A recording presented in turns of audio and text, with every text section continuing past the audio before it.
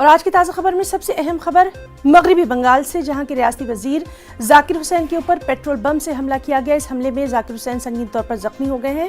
जाकिर हुसैन की गाड़ी पर उस वक्त नामालूम बदमाशों ने हमला किया जब वो कोलकाता के लिए ट्रेन में सवार होने के लिए नमिता स्टेशन की तरफ पैदल जा रहे थे। हमले में जख्मी जाकिर हुसैन को जंगीपुर के सब डिवीजन अस्पताल में इलाज के लिए दाखिल करवाया गया। इस हादसे में उनके साथ मौजूद 2 दीगर लोग भी जख्मी हो गए। मुर्शिदाबाद मेडिकल कॉलेज और अस्पताल के डॉक्टर A.K. बोरा का कहना है कि फिलहाल रियासती वजीर की सेहत मुस्तहकम है।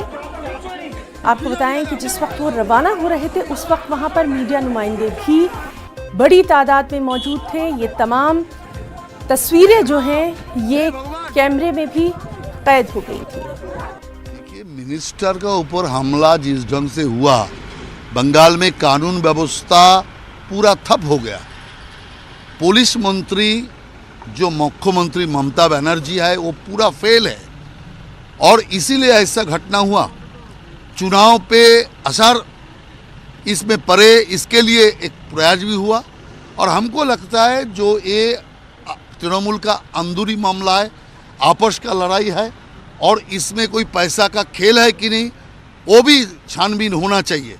इसमें निरपेक्ष जांच होना चाहिए और जो दोषी है उनको कड़ा रूप से दंडित किया जाए।